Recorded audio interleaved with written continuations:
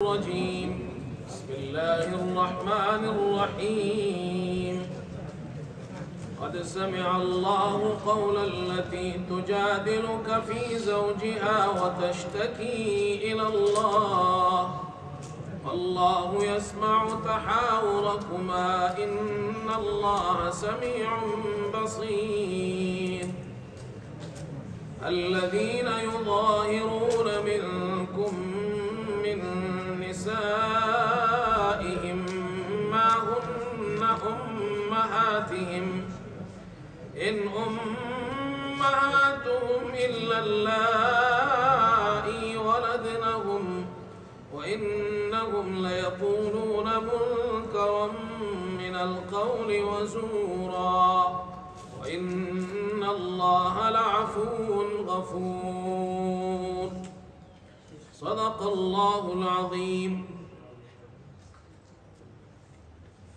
28واں سپارہ سورہ مجادلہ ہے۔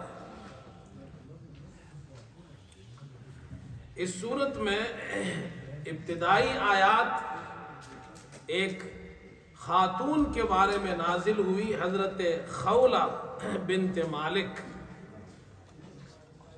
ان کے شوہر تھے اوس بن صامت، انہوں نے ان کے ساتھ زہار کیا۔ زہار یہ پہلے ہم نے اس کا ذکر کیا تھا اور یہ بتایا تھا کہ زمانہ جاہلیت میں جب کوئی شخص اپنی بیوی کو یہ کہتا انت علی کظہر امی، تو مجھ پر ایسی ہے جیسے میرے ماں کی پیٹھ، تو ماں تو حرام ہے تو وہ بھی حرام ہوگی۔ تو وہ یہ سمجھتے تھے اس طرح کہنے سے وہ عورت ہمیشہ کے لیے حرام ہو جاتی ہے اور وہ اس کی ماں بن جاتی ہے۔ اللہ تعالیٰ نے اس جاہلیت کی سوچ کا خاتمہ کیا۔ حضرت خولہ کے شوہر نے ان کے ساتھ زہار کیا، اس وقت تک یہ حکم تو آیا نہیں تھا۔ تو حضرت خولہ چلی گئی حضرت صلی اللہ علیہ وسلم کے پاس اور جا کر اپنے شوہر کی شکایت کی کہ انہوں نے اس طرح زہار کیا ہے۔ آپ صلی اللہ علیہ وسلم خاموش رہے اور وہ آپ کو بار بار بولتی رہی، آپ صلی اللہ علیہ وسلم خاموش ہیں۔ اس پر اللہ تعالیٰ نے یہ آیت نازل فرمائی، قد سمع اللہ قول التی تجادلک فی زوجہا۔ اللہ نے اس عورت کی بات سن لی جو آپ سے اپنے شوہر کے بارے میں جھگڑ رہی تھی۔ اللہ حضرت عائشہ فرماتی ہے کہ وہ خاتون میرے گھر آئی، آپ صلی اللہ علیہ وسلم سے بات کی، میں نے وہ بات نہیں سنی لیکن اللہ نے اس کی بات اور اس کی شکایت آسمانوں کے اوپر سن لی ہے۔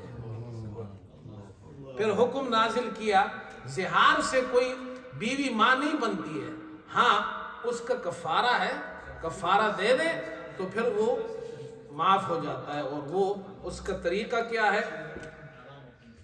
اس کا طریقہ یہ ہے کہ غلام آزاد کریں۔ غلام تو اس زمانے میں تھے، اب تو نہیں ہے۔ تو اب یہ ہے کہ 2 مہینے مسلسل روزے رکھے، اور اگر یہ نہ کر سکے، بیماری ہو، کوئی عذر ہو، ڈسیبلٹی ہو کہ وہ رکھ نہیں سکتا 2 مہینے روزے، تو پھر وہ 60 مسکینوں کو صبح اور شام کھانا کھلائے۔ یہ اللہ نے حکم نازل کیا۔ اس سورت کے اندر سورہ مجادلہ میں اللہ تعالیٰ نے خاص طور پر منافقین کا ذکر کیا ہے اور اسی طرح مومنین کا ذکر کیا ہے۔ منافقین میں کیا کوالٹی پائی جاتی ہے؟ تو فرمایا الم تر الی الذین تولوا قوما غضب اللہ علیہم۔ مدینے میں جو یہود رہتے تھے، منافقین نے ان یہود سے دوستی کر لی۔ اللہ تعالیٰ فرماتے ہیں کہ یہ یہود کے دوست ہیں، یہ منافقین ہیں، مسلمانوں کو نقصان پہنچاتے ہیں۔ اور حقیقت یہ ہے یہ نہ تم میں سے ہے نہ ان میں سے ہے۔ منافق آدمی اپنے فائدے کو ڈھونڈتا ہے، وہ کسی کا نہیں ہوتا ہے۔ دوسری بات اللہ تعالیٰ نے یہ ذکر کی کہ منافق جھوٹی قسمیں بہت کھاتے ہیں۔ اتخذوا ایمانہم جنۃ، قسموں کو اپنی ڈھال بناتے ہیں، یعنی وہ سمجھتے ہیں ہم قسمیں کھا کر لوگوں کو، مسلمانوں کو مطمئن کر لیں گے، وہ ہماری بات مان لیں گے۔ تیسری بات اللہ نے یہ ذکر کی کہ یہ بڑے جھوٹے ہیں اور قیامت کے دن یہ اللہ کے سامنے بھی قسمیں کھائیں گے. اللہ کو تو کوئی دھوکہ نہیں دے سکتا، لیکن ان کی عادت ہے. جس طرح دنیا میں جھوٹی قسمیں کھاتے ہیں، وہ اللہ کے سامنے بھی جھوٹی قسمیں کھائیں گے. اللہ فرماتے ہیں یہ بڑے جھوٹے ہیں. اور چوتھی خرابی اللہ نے یہ ذکر کی، شیطان ان پر غالب ہو گیا ہے. استحوذ علیہم الشیطان فانساہم ذکر اللہ، اللہ کے ذکر سے انہیں بلا دیا ہے.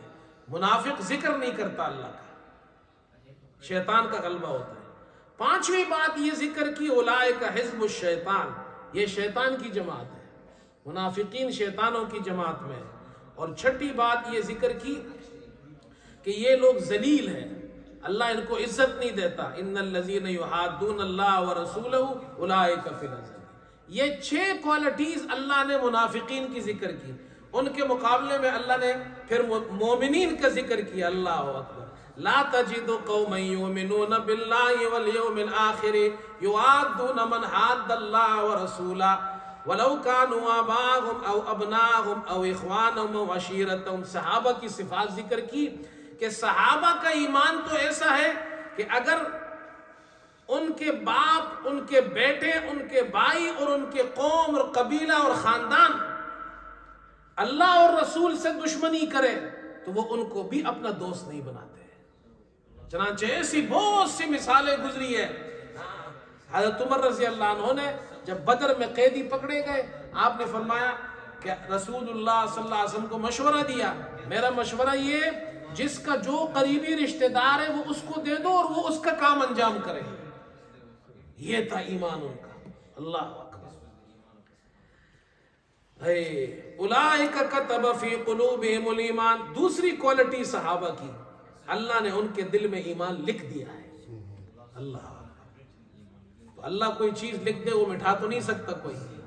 ایسا ایمان اللہ نے ان کے دلوں میں لکھ دیا. تیسری کوالٹی وَأَيَّدَهُمْ بِرُوحٍ مِّنْ. اللہ نے روح سے ان کی تائید کی ہے. غیبی فیض اور اللہ کی مدد ان کو پہنچتی ہے. خاص اللہ کی مدد ہوتی ہے غیبی، وہ اللہ صحابہ کو پہنچاتا ہے. چوتھی وَيُدْخِلُهُمْ جَنَّاتٍ تَجْرِي مِن تَحْتِ الْأَنْهَارِ. یہ جنتی ہے، جنت میں داخل. دنیا میں اللہ نے جنت کی بشارت دے دی. پانچویں کوالٹی رضی اللہ عنہم، اللہ ان سے راضی ہے. وَرَضُوا عَنْهُ، یہ بھی اللہ سے راضی ہے. اور چھٹی کوالٹی اولئک حزب اللہ، یہ اللہ کی جماعت ہے. اور اللہ کی جماعت ہمیشہ کامیاب ہوتی ہے، اللہ کی جماعت کبھی ناکام نہیں ہوتی. سورہ حشر ہے،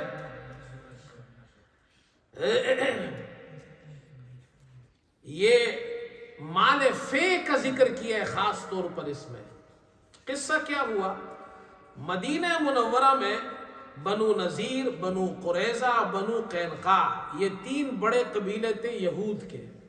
حضرت صلی اللہ علیہ وسلم جب مدینہ پہنچے تو ان سے معاہدہ ہوا، اور معاہدہ یہ ہوا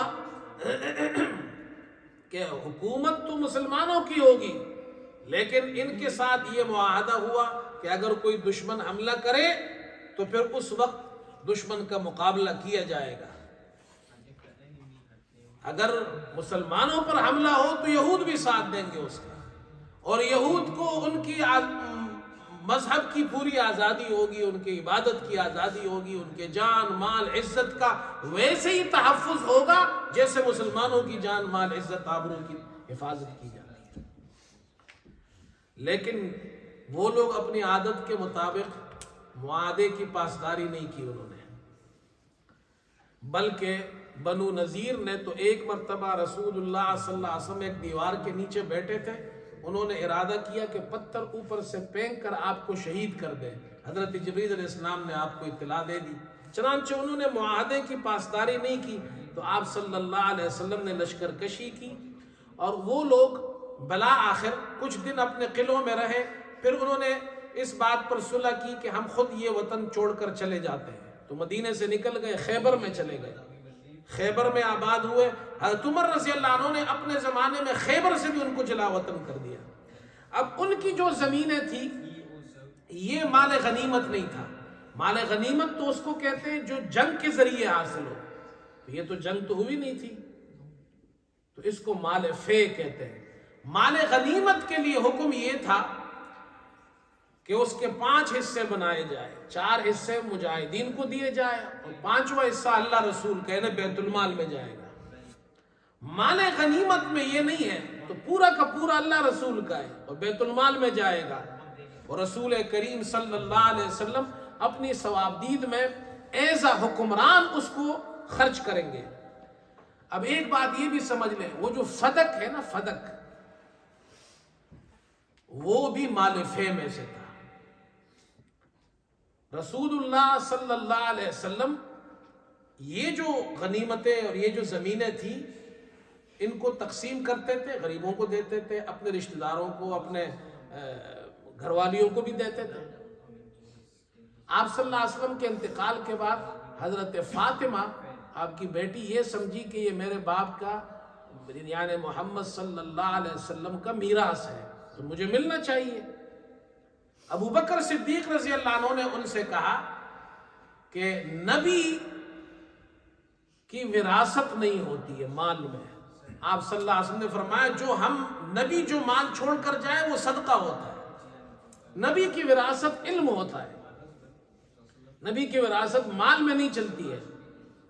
اور اس میں بڑی حکمت ہے، اس لیے کہ اللہ تعالیٰ یہ دکھانا چاہتا ہے کہ نبی دنیا سے جاتا ہے تو وہ مال چھوڑ کر نہیں جاتا، یعنی وہ مال بنانے نہیں آتا، اس کا جو مال رہ بھی جائے وہ صدقہ ہو جاتا ہے۔ تو حضرت فاطمہ یہ سمجھتی تھی کہ یہ میراث میں مجھے حصہ ملے گا، تو ان کو ابو بکر صدیق رضی اللہ عنہ نے یہ سمجھایا۔ تو اصل مسئلہ میں یہ بتانا یہ چاہتا ہوں کہ یہ جو فدق، وہ جو باغ فدق کا مسئلہ ہے وہ اصل میں یہ ہے، اور اگر وہ میراث ہوتا بالفرض اگر مان لے وہ نبی کا میراث ہوتا تو صرف حضرت فاطمہ کا تو حصہ نہ ہوتا، اس میں تو حضرت عائشہ کا بھی ہوتا، اور حضرت عائشہ تو ابو بکر کی بیٹی ہے۔ تو کچھ لوگ کہتے ہیں جی نعوذ باللہ ابو بکر نے حضرت فاطمہ پہ ظلم کیا، بھائی اس کو میراث نہیں دیا۔ تو اگر میراث ہوتا تو ابو بکر کی بیٹی کا بھی تو حصہ تھا اس میں، بات سمجھ میں آئی؟ اور پھر حضرت علی رضی اللہ عنہ چلو اس وقت خلیفہ نہیں تھے، بعد میں تو وہ خلیفہ بنے، باغ فدق موجود تھا، تو پھر انہوں نے وہ باغ فدق جو حضرت فاطمہ کا تھا وہ اپنے بیٹوں کو کیوں نہیں دیا؟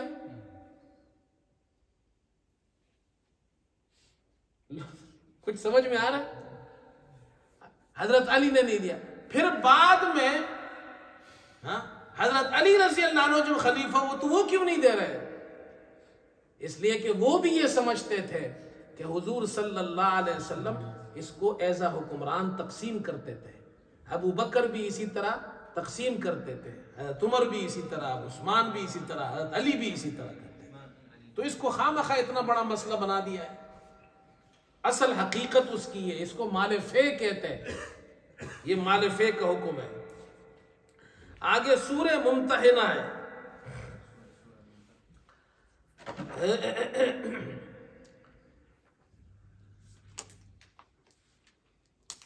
سورہ ممتحنہ میں اللہ اکبر ایک حکم تو خاص طور پر مسلمانوں کو دیا ہے، جو تمہارے دشمن ہیں ان کو اپنا دوست مت سمجھو اور ان کو اپنا راز اور سیکرٹ مت بتاؤ ورنہ تمہارے لیے نقصان ہے۔ خاص طور پر واقعہ یہ ہوا تھا کہ جب کافروں نے مشرکین نے معاہدہ توڑ دیا تو حضرت صلی اللہ علیہ وسلم چھپ کر تیاری کر رہے تھے، اس لیے کہ یہ تو کچھ چیزیں سیکرٹ ہوتی ہے، وہ تو نہیں بتائی جاتی ہے کہ آپ مکے کی طرف پیش قدمی کریں گے، تو آپ چھپ کر تیاری کر رہے تھے۔ اب مکے میں کچھ مسلمانوں کے رشتہ دار وہاں موجود تھے، ان پہ وہ مشرک لوگ ظلم کرتے تھے، تو حاطب بن ابی بلتع یہ ایک صحابی ہے، بدری صحابی ہے، انہوں نے سوچا کہ میں مشرکین کو خط لکھ کر اطلاع دے دیتا ہوں کہ محمد صلی اللہ علیہ وسلم تم پر حملہ کرنے والے ہیں، اور نبی تو نبی ہوتے ہیں، آپ جیت تو آپ کی ہوگی، فتح تو آپ کی ہوگی، مجھے فائدہ یہ ہوگا کہ میرے جو رشتہ دار وہاں پر قید ہیں وہ لوگ ان کے ساتھ ظلم نہیں کریں گے، زیادتی نہیں کریں گے، انہیں وہ دھوکہ دینا نہیں چاہتے تھے۔ مقصد صرف یہ تھا کہ اپنے رشتہ داروں کو، اپنی فیملی کو پروٹیکٹ کرنا چاہتے تھے۔ اب انہوں نے خط ایک عورت کو دیا، وہ عورت اس خط کو لے کر نکلی، آپ صلی اللہ علیہ وسلم پر اللہ نے وحی بھیجی، آپ نے صحابہ کو بھیجا، حضرت علی کو اور ان کے ساتھ 2 صحابہ اور بھیجے آپ نے، اور ان سے کہا کہ یہ عورت خاخ ایک جگہ ہے، روضہ خاخ، وہاں یہ عورت ملے گی اور اس سے یہ خط لے آنا۔ وہ لوگ وہ خط لے آئے اور حضرت صلی اللہ علیہ وسلم کو پیش کیا۔ حضرت صلی اللہ علیہ وسلم نے اس کو بلایا، وہ صحابی آئے، انہیں کہا اللہ کے رسول میرا کوئی غلط ارادہ نہیں تھا، کوئی غلط نیت نہیں تھی، مقصد صرف یہ تھا کہ جیت تو ہماری ہوگی، مسلمانوں کی ہوگی، آپ کی ہوگی، فائدہ یہ ہوگا ان کو کہ میرے رشتہ داروں کو نقصان نہیں پہنچائیں گے۔ تو اس پر اللہ تعالیٰ نے یہ آیت نازل فرمائی کہ اپنا راز افشا مت کرو۔ دوسری بات اس صورت میں خاص طور پر جو ذکر کی ہے وہ خواتین جو مکہ سے مدینے آ جائے تو حضرت صلی اللہ علیہ وسلم ان سے بیعت فرماتے تھے، اور بیعت کن چیزوں پر ہوتی تھی؟ جو اللہ فرماتے اذا جاءک المؤمنات یبایعنک، جو عورتیں آپ سے بیعت کرنے آئے تو ان چیزوں پر آپ بیعت کریں گے، الا اللہ یشرکن باللہ شیئا، شرک نہیں کریں گی، وہ چوری نہیں کریں گی، زنا نہیں کریں گی، اولاد کو قتل نہیں کریں گی، اور ولا یأتین ببہتان، اور بہتان نہیں باندھیں گی، ولا یأتین ببہتان یفترینہ بین ایدیہن وارجلہن،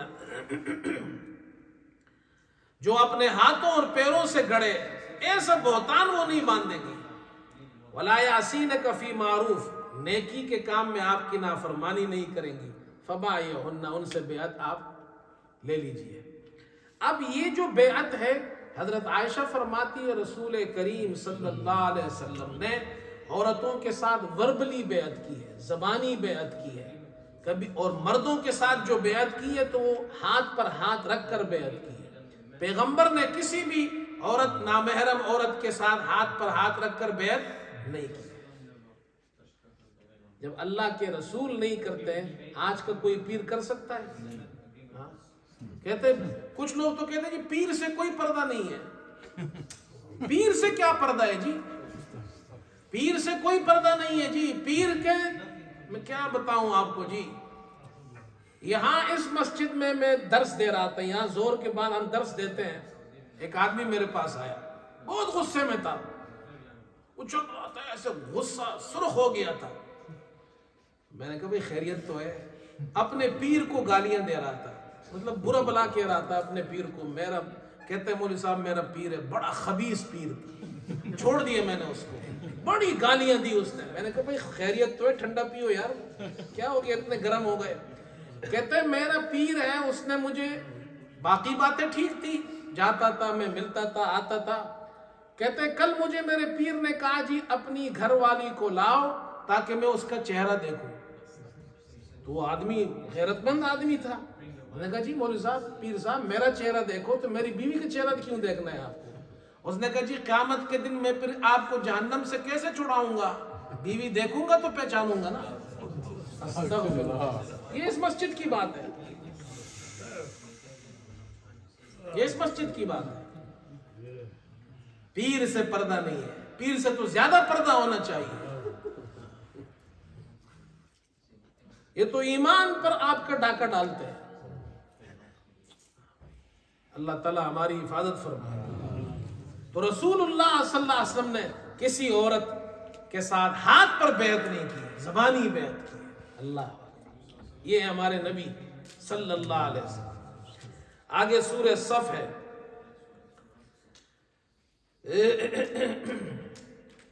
مسلمان جمع تھے صحابہ کے زمانے میں، اور انہوں نے کہا اگر ہمیں معلوم ہو جائے اللہ کو کون سا عمل زیادہ پسند ہے تو ہم وہ کریں گے۔ اللہ تعالیٰ نے فرمایا سنبھل کر بات کرو، پھر موقع آ جائے گا تو پھر وہ کام کرنا پڑے گا۔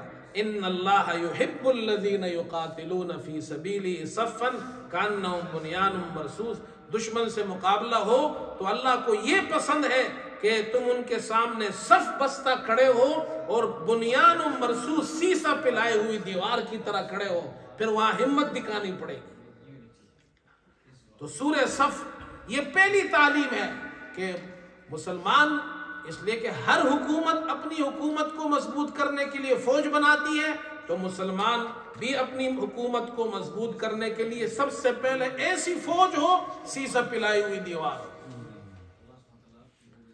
پھر آگے سورہ جمعہ ہے، جمعے کا ذکر خاص طور پر ہے، سورت کا نام سورہ جمعہ ہے، اور یہاں بہت سے مسائل ہیں، لیکن خاص طور پر اللہ تعالیٰ نے حکم دیا جب جمعے کی اذان ہو جائے تو اللہ کے ذکر یعنی خطبہ سننے کے لیے اب مسجد کی طرف جاؤ اور کاروبار چھوڑ دو۔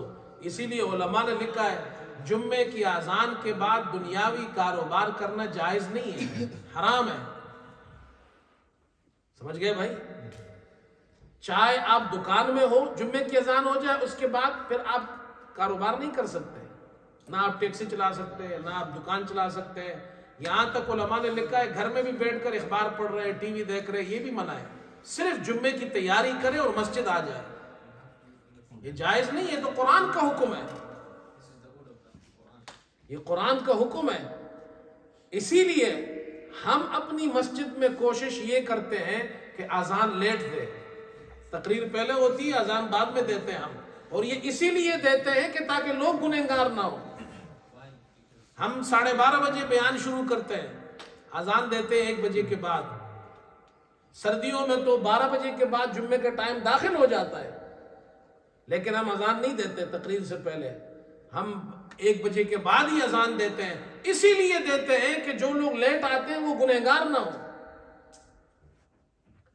اور یہ مسئلہ میں بیان بھی کرتا ہوں، مسجد والوں سے کہتا بھی ہوں، جیسے ہی جمعے کا وقت داخل ہو فوراً اذان مت دو، اس لیے کہ لوگوں کو مسئلہ نہیں معلوم، دکانیں کھلی ہوئی ہے، کاروبار کر رہے ہیں، وہ بجناب ٹیکسی چلا رہے ہیں اور دوسرے کاموں میں لگے ہوئے ہیں، ان بیچاروں کو پتہ ہی نہیں ہے، وہ کہتے ہیں جی ہم تو خطبے میں جائیں گے، تو اذان تو آدھا گھنٹہ پہلے ہو گیا ہے۔ یہ گناہ ہے، یہ حرام ہے، جائز نہیں ہے۔ یہ قرآن میں اللہ نے صاف منع کیا ہے، اور یہ اس لیے ہے تم وہاں جا کر دین سیکھو۔ یہ کلاس ہے، ویکلی کلاس ہے، اس ویکلی کلاس کے لیے اللہ نے کہا جا کر وہاں سیکھو دین، خطبہ سنو۔ اب خطبہ عربی میں ہے تو عربی میں تو سمجھ میں نہیں آئے گا، تو اس لیے پھر علماء نے اس سے پہلے اردو والا تقریر شروع کر دی۔ اب اس اردو والی تقریر میں ہمارے یہاں تو لوگ اردو کیا وہ عربی خطبے کے اینڈ میں پہنچتے ہیں، تو کیا سیکھیں گے، کیا دین سیکھیں گے؟ جو آدمی جمعے کے دن عربی خطبے کے آخر میں پہنچتا ہے اس بیچارے کو کیا پتا ہے، کیا دین سیکھا اس نے؟ وہ صرف یہ سمجھتا ہے مجھے 2 رکعت پڑھنی ہے بس۔ اللہ تعالیٰ تو یہ کہہ رہے ہیں تم تیاری کر کے جاؤ۔ رسول اللہ صلی اللہ علیہ وسلم کے زمانے میں ایک اذان ہوتی تھی جمعے کی، اس لیے کہ لوگ قریب قریب رہتے تھے مدینے میں۔ حضرت عثمان رضی اللہ عنہ کے زمانے میں مدینہ ایکسٹینڈ ہو گیا، لوگ چلے گئے، دور دور چلے گئے، تو جب اذان ہوتی تھی فوراً خطبہ ہوتا تھا، تو لوگ جب آتے تھے تو خطبہ ختم ہو جاتا تھا، تو ان لوگوں نے شکایت کی کہ ہم آتے ہیں ہمیں تو خطبہ سننا نہیں ملتا۔ مجھے 20 سال ہو گئے، آج تک کسی نے اس مسجد میں نہیں کہا مولوی صاحب ہم لیٹ آتے ہیں ہمیں خطبہ سننا نہیں ملتا ہے، بلکہ وہ تو کہتے ہیں شکر ہے ہم آخر میں آئے، مولوی صاحب نے خطبہ دے دیا ہے۔ ہمارا حال دیکھیں اور صحابہ کا حال دیکھیں، ہم تو کہتے ہیں اچھا ہے جی جان چھوٹی، مولوی صاحب کی تقریر بھی نہیں سنی، خطبہ بھی نہیں سنا، نماز پڑھ کے بس چلے جائیں گے، 5 منٹ میں فارغ ہو جائیں گے۔ صحابہ آئے، حضرت عثمان سے کہا کہ ہم تو آتے ہیں تو آپ لوگوں نے تو خطبہ ہو چکا، ہم نے تو کچھ سنا ہی نہیں۔ حضرت عثمان رضی اللہ عنہ نے میٹنگ بلائی کہ دیکھو جب مقتدی اچھے ہو نا، سٹرونگ ہو نا، تو پھر حضرت عثمان کیا پوری حکومت پھر اس کے لیے مشورہ کرتی ہے۔ حضرت عثمان نے میٹنگ بلائی، صحابہ جمع ہوئے کہ بھئی مسئلہ آ گیا ہے، مسلمان خطبے میں پہنچ نہیں سکتے، اذان ہوتی ہے، خطبہ شروع ہوتا ہے، وہ اپنے اپنے گھروں سے آتے ہیں، وہ پہنچتے ہیں، خطبہ ختم۔ اب ان کا حل کیا ہوگا؟ یقین سے بتاؤ کتنا بڑا ایمان ہے کہ ہماری کلاس ہم نے اٹینڈ نہیں کی، ہم نے آج جمعے کی تقریر نہیں سنی، خطبہ نہیں سنا۔ تو صحابہ نے مشورہ یہ کیا بھائی ایسا کرے ہم 2 اذانیں دیں گے،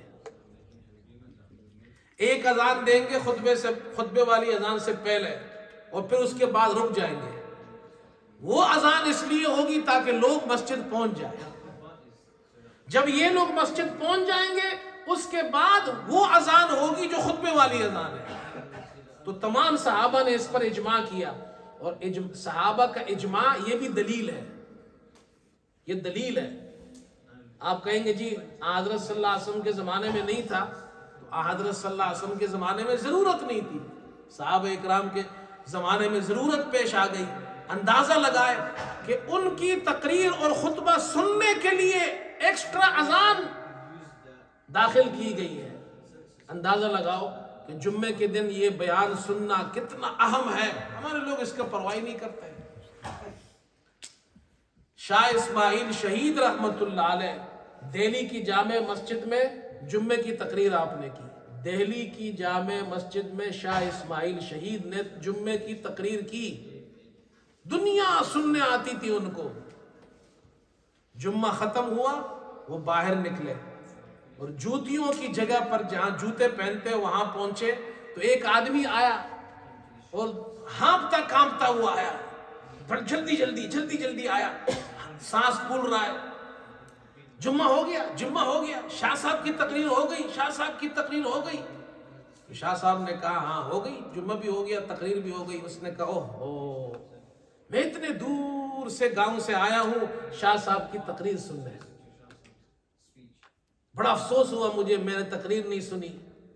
شاہ صاحب نے اس کو اسی جگہ بٹھایا اور پوری تقریر جو 1 گھنٹہ تقریر جمعے میں کی تھی وہی تقریر اس کو دوبارہ کی، اور اسی سٹائل میں کی، اسی سٹائل میں۔ شاہ صاحب تو بہت بڑا آدمی تھا، شاہ اسماعیل شہید بہت بڑا عالم تھا، اسی طرح تقریر کی۔ تو لوگ جمع ہو گئے، انہوں نے کہا شاہ صاحب آپ نے پوری تقریر اس ایک گاؤں والے کے لیے کی، پوری تقریر دوبارہ کی۔ شاہ صاحب کا جواب سنیں، کہا پہلی جو تقریر کی تھی وہ بھی اس کے لیے کی تھی، بعد میں جو کی وہ بھی اس کے لیے کی ہے، ہم نے اسی کے لیے کی، اوپر والے کے لیے۔ یہ شوق تھا لوگوں میں۔ تو اس لیے میرے دوستوں یہ جذبہ ہمارے اندر ہونا چاہیے۔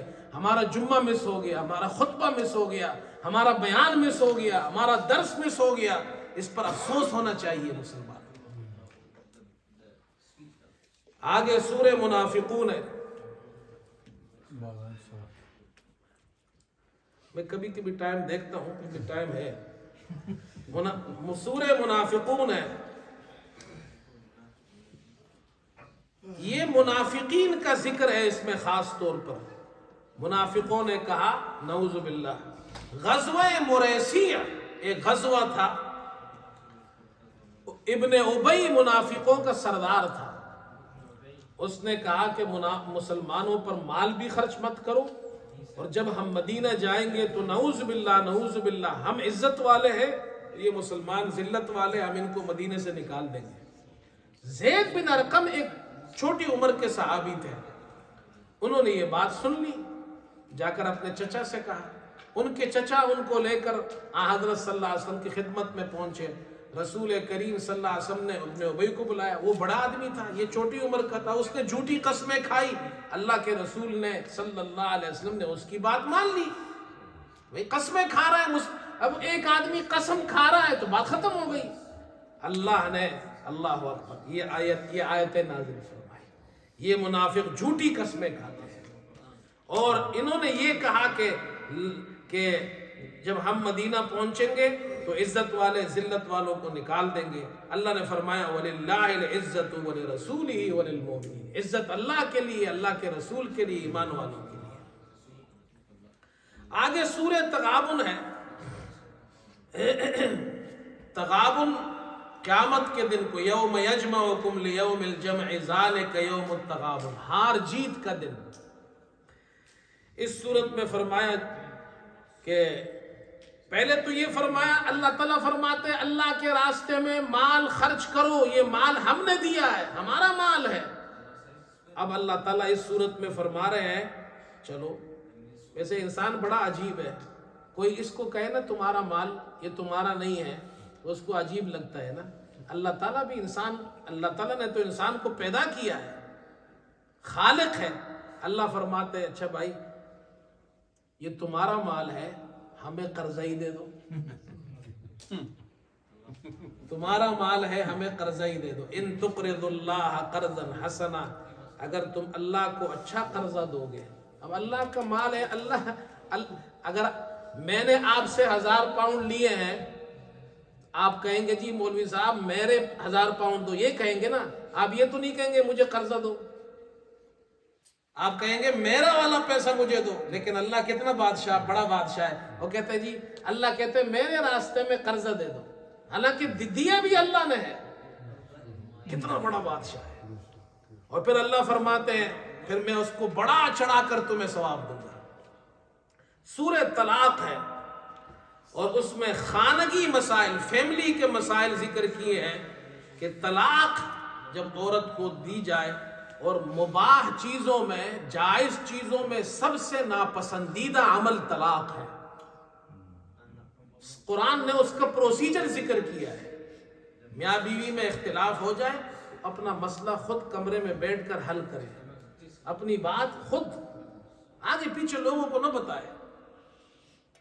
پھر بھی حل نہ ہو تو جو لڑکا اور لڑکی، میاں بیوی کے جو رشتہ دار ہیں، دونوں سائیڈ میں بزرگ بیٹھ جائے، ان کے مسئلے کو حل کرے۔ اللہ فرماتے اگر وہ اس مسئلے کو حل کرنے کے لیے بیٹھیں گے اللہ ان کا مسئلہ حل کر دے گا۔ پھر بھی حل نہ ہو، مجبور ہو جائے تو پھر طلاق دے دے، پھر طلاق دے تو ایک طلاق دے، ساری نہیں ڈس تینوں طلاقیں ایک ساتھ دے دی، پھر اس کے بعد مسئلہ پوچھنے آتے ہیں مولوی صاحب میں نے غصے میں طلاق دی ہے، تو مجھے بتائے پیار میں کوئی طلاق دیتا ہے؟ آج تک کسی نے پیار میں طلاق دی ہے؟ غصے میں ہی دیتے ہیں نا بھائی، کہتے ہیں مولوی صاحب غصے میں کیسے طلاق ہوتی ہے؟ تو طلاق تو دیتے ہی غصے میں ہے، اس لیے اتنا غصہ مت کرو کہ سارے تینوں اکٹھے دے دیے بعد میں افسوس کر رہا ہے۔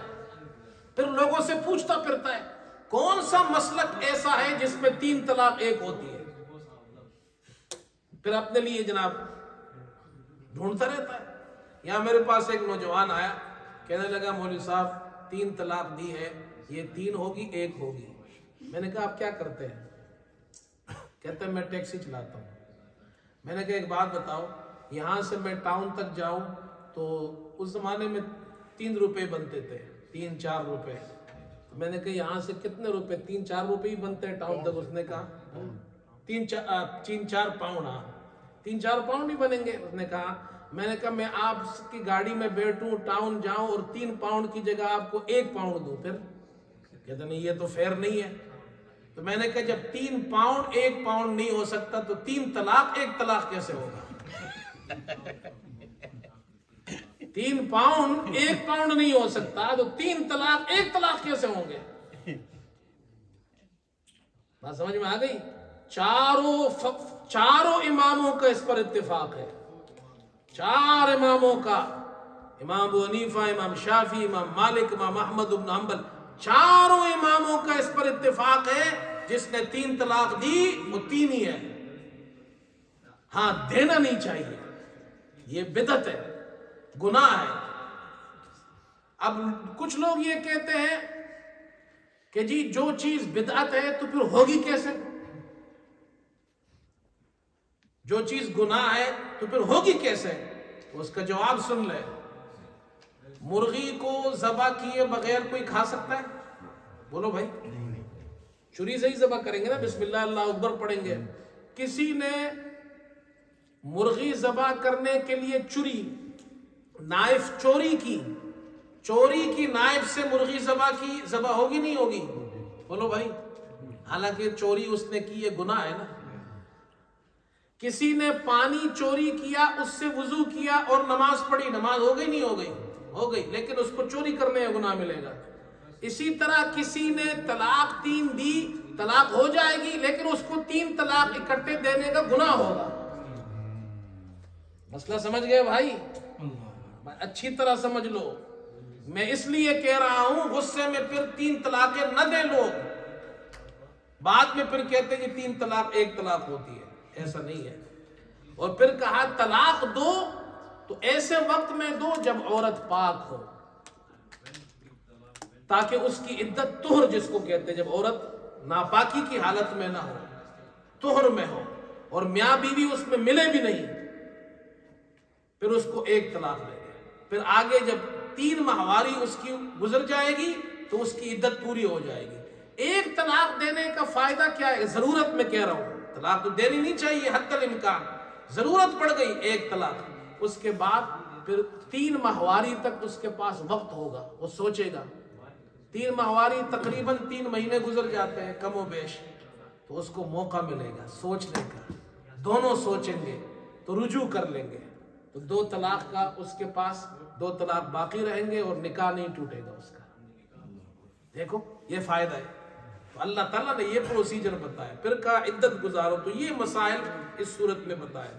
آگے سورہ تحریم ہے، حضرت صلی اللہ علیہ وسلم گھر تشریف لائے، زینب بنت جاش آپ کو شہد پلاتی تھی، تو حضرت عائشہ اور حضرت حفصہ، اب یہ ایک فطری چیز ہے، حضرت صلی اللہ علیہ وسلم زینب کے پاس بیٹھتے تھے، شربت پیتے تھے، انہوں نے کہا ہم تو پلا نہیں سکتے، تو جب یہ تشریف لائے حضرت صلی اللہ علیہ وسلم، تو حضرت عائشہ اور حضرت حفصہ نے کہا کہ آپ کے منہ سے بو آ رہی ہے مغافیر کی، یہ ایک درخت ہے، یہ جو شہد کی مکھیاں ہیں یہ اس درخت پر بیٹھتی ہے، اور یہ مغافیر اس درخت کے گوند کو کہتے ہیں، تو اس کو چوستی ہے، تو وہ حضرت صلی اللہ علیہ وسلم سے یہ کہا کہ آپ سے وہ والی بو آ رہی ہے، آپ صلی اللہ علیہ وسلم نے فرمایا ٹھیک ہے، میں آئندہ پھر شہد نہیں پیوں گا، تو اللہ تعالیٰ نے یہ آیت نازل فرمائی، لِمَ تُحَرِّمُ مَا أَحَلَّ اللَّهُ لَكَ، اللہ کے رسول جو چیزیں اللہ نے آپ کے لیے حلال کی آپ کیوں حرام کرتے ہیں اپنے اوپر؟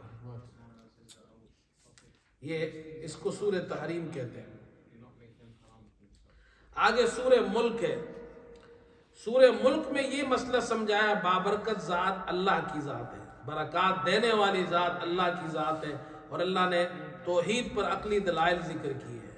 سورہ قلم میں اللہ تعالیٰ نے فرمایا یہ مشرکین یہ کوشش کرتے ہیں کہ آپ نرم ہو جائے، تھوڑی سی نرمی کریں، وَدُّوا لَوْ تُدْهِنُ فَيُدْهِنُونَ، تو وہ بھی نرم ہو جائے۔ نرمی بڑی اچھی چیز ہے، لیکن اس کو مداہنت کہتے ہیں، یہ والی نرمی اللہ کو پسند نہیں ہے جو مداہنت ہو۔ مداہنت کس کو کہتے ہیں؟ ایسی نرمی ہو جس سے مسلمان کا اپنا ایمان خراب ہو جائے۔ آج کل لوگ اس میں فرق نہیں کرتے ہیں، وہ کہتے ہیں جی نرمی کرنی چاہیے، نرمی، اتنی نرمی ہو کہ اپنا ایمان بھی خراب ہو جائے، ایسی نرمی اسلام میں نہیں ہے۔ اسلام میں نرمی ہے، اس کا ایک طریقہ بتایا گیا ہے، اخلاق اچھے ہونے چاہیے، بات گفتگو اچھی ہونی چاہیے، اور جناب کیا ہے یہ ساری چیزیں ہیں، لیکن یہ نہیں ہے کہ اتنی نرمی کہ اپنے بھی ایمان خراب ہو جائے۔ مشرکین آئے محمد صلی اللہ علیہ وسلم کے پاس، کہا 1 سال آپ ہمارے بتوں کی عبادت کریں، 1 سال ہم خدا کی عبادت کریں گے، آپ نے فرمایا نہیں۔ کہا اچھا ایسا کریں، ہمارے جو بت ہیں ان کے اوپر آپ ہاتھ رکھ دیں، صرف ہاتھ ٹچ کریں۔ اب مجھے بتاؤ، ہاتھ ٹچ کرنا عبادت تو نہیں ہے نا؟ حضرت صلی اللہ علیہ وسلم نے فرمایا نہیں، ہاتھ ٹچ بھی نہیں کیا، اتنی نرمی بھی نہیں ہے۔ کیوں؟ اس لیے کہ اگر پیغمبر ہاتھ ٹچ کرے تو امت تو پھر جا کر کچھ اور عبادت شروع کر دے گی۔ انہوں نے کہا اچھا آپ جو ہمارے بتوں کو کہتے ہیں نا، لاسٹ آخری بات انہوں نے یہ کی، آپ جو ہمارے بتوں کے بارے میں کہتے ہیں نا یہ کچھ نہیں کر سکتے ہیں، ان کے پاس کوئی طاقت نہیں ہے، طاقت اللہ کے پاس ہے، یہ بھی نہ کہیں۔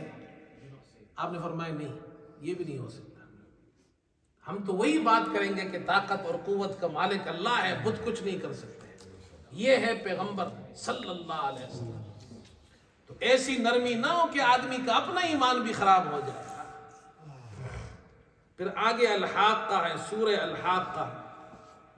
اللہ تعالیٰ نے فرمایا اگر تم نے اپنا ایمان خراب کیا اللہ کے عذاب سے ڈرو، تو 5 نمونے عذاب کے ذکر کیے ہیں، قوم سمود، قوم عاد، اور فرعون اور اس کی قوم، لوط علیہ السلام کی قوم، اور نوح علیہ السلام کی قوم۔ یہ 5 نمونے اللہ نے عذاب کے ذکر کیے ہیں۔ پھر آگے فرمایا سأل سائل، سورہ معارج ہے، سأل سائل بعذاب واقع للکافرین لیس لہ دافع۔ ایک آدمی نے عذاب کا سوال کیا، کہتے نضر بن حارث یا ابو جہل، ان دونوں میں سے ایک آیا اور حضرت صلی اللہ علیہ وسلم سے، اور اس نے دعا کی، اللہم ان کان ھذا هو الحق من عندک فامطر علینا حجارۃ من السماء۔ اے اللہ اگر یہ دین، یہ جو محمد صلی اللہ علیہ وسلم لائے یہ سچا دین ہے تو ہم پر آسمان سے پتھر برسا۔ کتنی بڑی جہالت ہے، یہ نہیں کہا اللہ اگر سچا دین ہے تو ہمیں ہدایت دے۔ تو اللہ تعالیٰ نے پھر ان کے ساتھ وہی حشر کیا اور پھر وہ مارے گئے، اللہ تعالیٰ نے ان پر وہ عذاب نازل کر دیا۔ سورہ نوح میں نوح علیہ السلام کی تبلیغ ذکر کی ہے کہ نوح علیہ السلام نے اللہ کے راستے کے پر توحید کے لیے بڑی تبلیغ کی۔ کیسی تبلیغ کی؟ اللہ اکبر، وقت نہیں ہے ورنہ میں آپ کو یہ ساری تفصیل بتاؤں۔ نوح علیہ السلام 950 سال تک تبلیغ کی، کہتے اے اللہ میں نے رات اور دن ان کو دعوت دی، اور میں جتنا بھی ان کو دعوت دیتا رہا یہ اور زیادہ مجھ سے بھاگتے رہے۔ رب انی دعوت قومی لیلا ونہارا فلم یزدہم دعائی الا فرارا۔ دائی کا کام کیا ہے؟ نا امید نہیں، مولوی صاحب ہم نے تو ایک مرتبہ سمجھایا، 2 مرتبہ سمجھایا، اس کے بعد کہتے یہ سمجھتا ہی نہیں ہے۔ نوح علیہ السلام نے 950 سال سمجھایا ہے، چند آدمی مسلمان ہوئے۔ دائی کا کام ہے اپنی دعوت دینا، ہدایت دینا اللہ کا کام ہے۔ پھر فرمایا میں نے جب بھی ان کو دعوت دی لِتَغْفِرَ لَهُمْ تاکہ تو ان کو معاف کرے، جَعَلُوا أَصَابِعَهُمْ فِي آذَانِهِمْ تو اپنے کانوں میں انگلیاں ڈال لیتے ہیں، پیغمبر کی بات بھی نہیں سنتے، وَاسْتَغْشَوْا ثِيَابَهُمْ کپڑے اپنے اوپر اوڑھ لیتے ہیں اور تکبر بھی کرتے ہیں، بات بھی نہیں سنتے۔ اور پھر اللہ کے نوح علیہ السلام اللہ کے نبی ہے، وہ فرماتے ہیں ثم انی دعوتہم جہارا ثم انی اعلنت لہم واسررت لہم اسرارا۔ 3 طریقے پر میں نے ان کو تبلیغ کی ہے، 3 طریقے پر دعوت دی۔ ایک دعوتہم جہارا، میں نے ان کو دعوت دی، ایسی دعوت مراد ہے جو اجتماعات میں ہے، جلسوں میں ہے، جہاں ان کی بڑی بڑی گیدرنگ ہوتی تھی وہاں بھی میں نے ان کو دعوت دی۔ ثم انی اعلنت لہم، علانیہ دعوت بھی دی، علانیہ جہاں ان کے گھروں میں جا کر اور ان کے جہاں کچھ لوگ جمع ہوتے تھے تو وہاں جا کر وہ دعوت بھی دی۔ اور تیسری دعوت خفیہ دعوت بھی دی، 1 to 1 دعوت بھی دی۔ اسی لیے وہ تبلیغ والے کہتے ہیں نا بھائی 2 قسم کے گشت ہوتے ہیں، ایک عمومی گشت اور ایک خصوصی گشت۔ عمومی گشت کے اندر جاتے ہیں سب لوگوں سے ملتے ہیں، خصوصی گشت کے اندر جاتے ہیں خاص ایک آدمی سے جا کر ملتے ہیں، مسجد میں بیانات بھی ہوتے ہیں۔ یہ سارے طریقے تبلیغ کے ہیں جو انبیاء علیہ السلام نے دیے ہیں۔ اسی طرح بازار میں بھی دعوت دینا، گھروں کے اندر جا کر فردن دعوت دینا، اجتماعات میں دعوت دینا، یہ سب ثابت ہے۔ اللہ تعالیٰ ہم سب کو عمل کی توفیق عطا فرمائے۔